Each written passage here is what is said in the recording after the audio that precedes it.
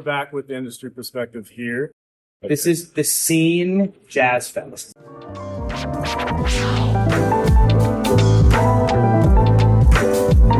This is in Hollywood at Hotel Cafe. You know, for those out there who have actually watched from the beginning, you remember Sam was on Chicago Moment back like over 100 episodes ago. So it's nice to see you back up here. Let everyone out there know, you know, just who you are, what the festival is all about, and what got you started. It started around 2 years ago when I was sitting around and realized that there just weren't enough places to play in LA. Yeah. And so I thought, how can we create a new space, cultivate the scene? And I called Sam up. We called a few other musicians, and a festival was born. We gave it a title. We called it The Scene because we wanted to create a scene. Yeah. And the idea was based off our experience in New York, where you could go from one club to the next in one night. You could hear each other play. Fans of the music could hear, 5 different styles in a night. That's and really cool. You just can't do that in LA. So we said, let's take over a cool room. Hotel Cafe is one of the best sounding rooms in the city. And we'll put everyone on the same bill. Jazz people love festivals. Yeah. So we called it a festival. Yeah. It's really what every other genre does. But when you put festival on it, it's a little more exciting. Yeah, when I was talking about it today to other people, telling people where I was going, like, a festival, I'm like, yeah, it's right down the street. Yeah, Like, it's wait, more where? exciting. Yeah. It's more, Yeah, a exactly. festival has Yeah. energy. Yeah. It's not just another bill. We've been doing it for over 2 years now. Yeah, this is volume 8. Volume 8. All right. Every Congratulations 3 on that. months since late 2023. When Brent presented me the idea, I thought it was great. And so I kind of jumped on as co-organizer. And it's been fun. One of the other big points that Brent had brought up when he first started it was it's a real pain to promote a show at a traditional jazz club if it's just your act, because the tickets are often $30-$35. There's usually a minimum spend of 1 or 2 drinks, Right. and that's per set. Right. So It's also parking. usually not going to the band. Yeah. So yeah, it's great that people buy drinks, and we hope they buy them for us. But Right. we're trying to find a way to pool resources, and ticket sales are really how musicians get Yeah. paid.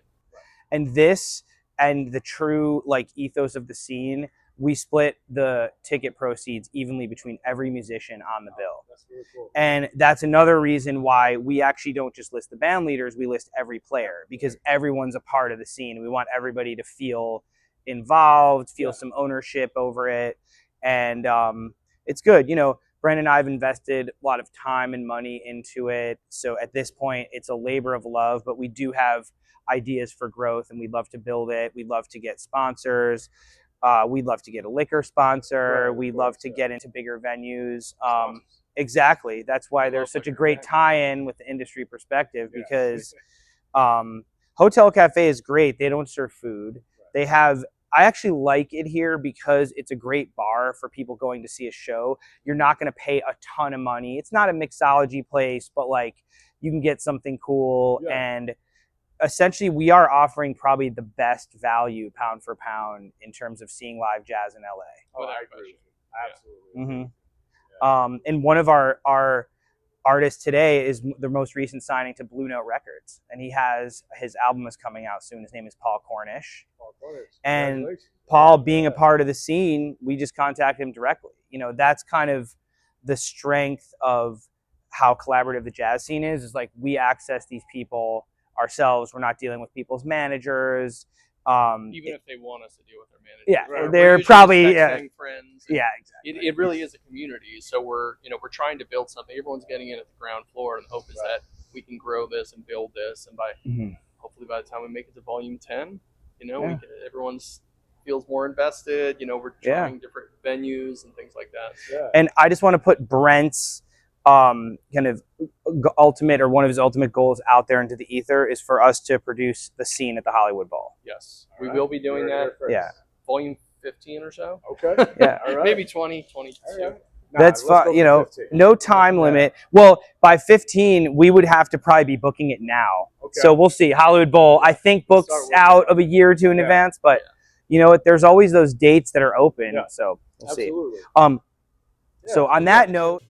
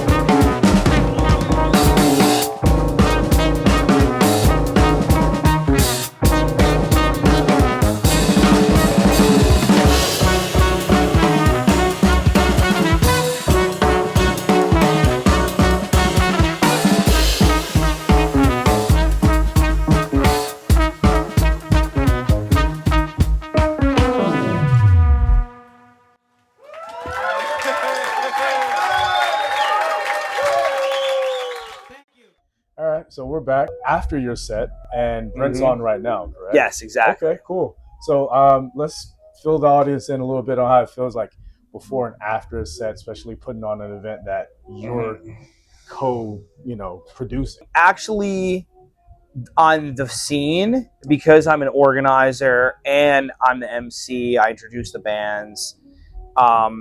And of course, I'm just dealing with all the other stuff with like the sound people. We get it multicam recorded and multi-track recorded. So I'm collaborating with the sound guy in advance. I purposefully pick music that's like easier to play for my sets. It doesn't mean that it's less quality, but I'm always ready musically well before this starts. So I'm not really stressed about performing at all. Nice. And that's by design. There are some shows I do where I'll do more involved music that involves more chart reading and maybe some rehearsals beforehand. But I always present a different group at the scene, and I make sure that we know what we're doing beforehand. So it's not any stress to perform. Yeah. Most of what I'm thinking about is the other stuff, making sure I do a good intro for the other artists, make sure that I kind of keep track of time, make sure that I also have some mental space to chat with people that show up to the festival, friends, other people that want to talk. So yeah, the music is like the vacation for me on this set, on this festival. And I do take it seriously that, I'm performing at each one. So I make sure I always have a different lineup, a different concept. And but it feels good that now that I'm done with my set, I'm just on logistics duty, basically. And we have these brand new hats. This is the first festival where we actually have merch. Shout out to and so I'm working on hawking the hats, making sure, because these just go back to supporting the musicians. We're not making a profit on them. That's good. And I think they're tight. So we actually had Ben Williams was the first band after I introduced the hats. He immediately wanted to wear one on stage, so that was a good sign.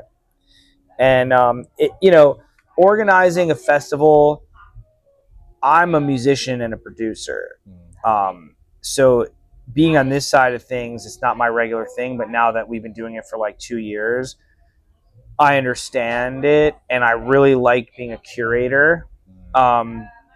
Doing all the organizational stuff is a labor of love. Once it gets bigger, we'll definitely have to bring other people on to help with that. I know the feeling. You understand. As the podcast is growing, it's like, okay, we can't do all of it ourselves and also do our jobs and live our lives. But it feels good. We have a nice crowd tonight. We have a very engaged crowd. Sometimes at these type of things, you have more people in the back talking. That's just the nature of this type of club. It's social to come out. You see 5 bands. You're probably not going to sit there focused the entire 4 hours. Right. But the crowd tonight is very focused. Most of them are sitting and like very, very attentive towards the stage. So that's nice. That's really cool. And other than that, I just have to kind of keep my eye on my watch to make sure that we get everybody's sets done. Oh, that's okay. It's casual. Hey, Val, thank you so much for coming. See, this is a friend I haven't seen in a long time. Thank you so much for coming. Your set. Oh, I appreciate that. Oh, sick. Okay. Another fly person that wants a hat. So there we go. Amazing. Awesome. See? Yeah. That's another nice thing about putting on stuff like this. You never know who's going to show up. Exactly. And when you multiply it by 5 bands, you're like, oh, there's definitely going to be some heads that show up. Like, my first roommate ever in LA showed up here. And we've been in touch somewhat, but it's been a while since we hung out. And I was pleasantly surprised to see her. That's cool. And she's tight with my wife. I met my wife while we were living together. The last time I saw Chelsea, she was collecting. I guess I hadn't seen her for like 7 years. And then we saw her in March because she was collecting stuff for fire victims. But we didn't really get to hang. She like came by our place and we like stood on the sidewalk together. So like, that's one of the cool things about putting on shows is that you might run into somebody you haven't seen in a long time. And that happens pretty frequently. Yeah. No, I'd imagine so. Especially here in LA. And it might not be someone that even would have necessarily come to my show, but they may have come for one of the other bands. Right. And that's another nice thing about doing this. And even though it's still, very homegrown, I've made some really cool connects from doing this. Just like people that showed up, connect this dot, and it is. I know we may not have thousands of people showing up, but I know people do appreciate that this is happening, and that's a good thing. Just like the podcast, you've told me, you know, you're grinding out, and then somebody will be like, yo, big people are paying attention to what you're doing. So it may not have hit its tipping point yet in terms of monetization or massive numbers, but to know that what you're doing is making some impact, like, it's good. I mean, it's also just like, even if it's not making a ton of money or being incredibly popular in numbers wise, like, you're providing something valuable to the industry, and we're providing a place for people to perform, and whoever comes to listen is getting a great show. So. This is every quarter, so is that like a standard that it's every 3 months? Every 3 months, Okay. That gives us enough time to book the bands, have time for promo, and the venue is booked generally a couple months in advance. So they will have dates for us 3 months from now. But I don't remember if I said this previously, but it takes us about a month to finalize the lineup. And we need a little bit of a break after. So generally we'll take 2 to 3 weeks after one of the scenes and just not do anything involving it. Then Brent and I will talk, and we'll come up with people that we want to get on the next one. And if there's a theme to the night, because we've had some themed ones that I think works well. And then honestly, it's about figuring out who's available. We have a deep list of people that we've tried to get on the scene that weren't able to do it. A couple of the artists tonight are people that we had tried to book like 3 times before. And so that's when that starts, and then about a month later we'll have a lineup, and then inevitably somebody will back out, and we'll have to change it and get the flyer design. So yes, every 3 months. So the next one will be sometime in October. There you go. That's what I was hoping to get to. So. And if you're watching this very late, October 2025. 2025. Because you never know. Cats might, you know, discover the pod and then go back and binge a bunch of episodes. Which I hope you do. Yes, please do. We need the views.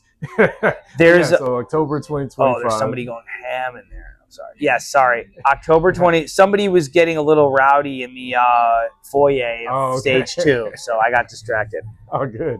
Yes, please binge all of the industry perspectives. Yes, please do. Please. You only need like 100, 150 hours of your time. I think you might need a little bit more. Yeah, right? Who knows? The way some of these episodes are long, right? Yeah, and so the way we're starting to put content out now, like it's going to take you a while to catch up. But just pick your favorites, starting with the Chicago moment. Exactly. And then you can, go on. Just jump around, like maybe every 10 episodes.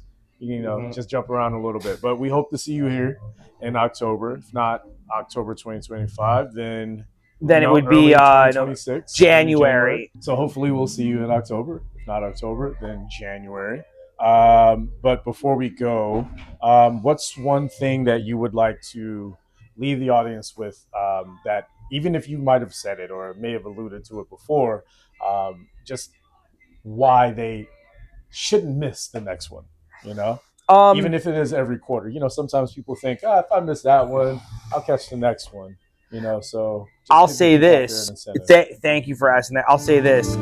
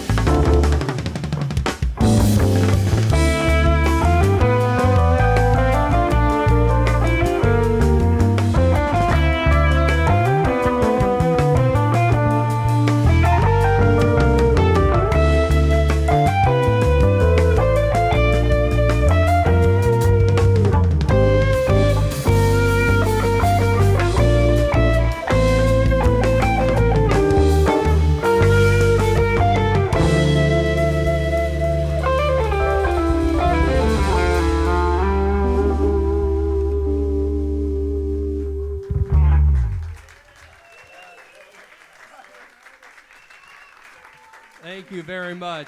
Very unlikely will ever catch this group of artists for that type of money and in a type of venue with the sound that we have here. Right. When you go to a festival, usually it's huge, it's not very intimate, and you're not getting the real depth that you get in like a smaller venue where nobody's talking next to you.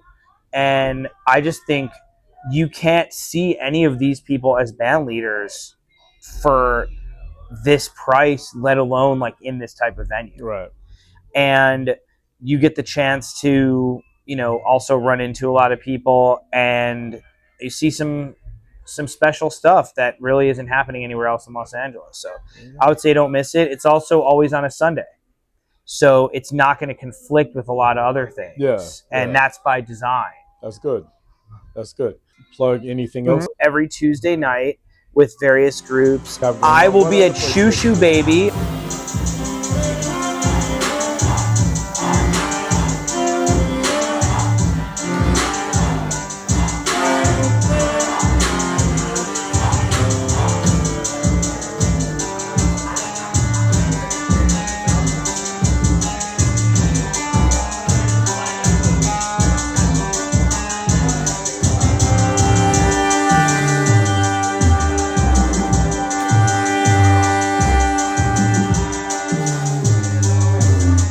And that also has no cover. Yeah, no and cover. It's in downtown LA. It's a later show. It's 9 to midnight, but I can guarantee the drinks are top notch. The vibe is top notch, and it's downtown, so it's got a little bit of a wild energy, which helps kind of influence how we play. Yeah, you never know what you're going to hear, and you never know what you're going to see. Exactly. You also never know who's going to be at those events either. Exactly. Same way as here. You never know. So many times I've been at work and you'd be like, oh, we have this person in tonight. I'm like, wait, what? Like, how did you get this particular person in on a Tuesday night in downtown LA? So, yeah, if you don't make it to October, you have plenty of shows before then, after then, but we still expected to see you here in October for the next scene, 2025. And if not, we will be looking for you in 2026. We're going to hunt your ass down if you don't show up. And you better get a hat. Yeah, exactly. Better get a hat. More merch coming soon. Sam, thank you again as always. Thank really you, Fernando. Hell yeah, man. Thank you so much. All right. We will see you guys next time, all right? I used to work here. Within a year of me leaving, they closed. See? It's actually a place that Coincidence? me and P talk so much not. about. We survived longer than you did, huh? Nice. That rat is still here. TIP.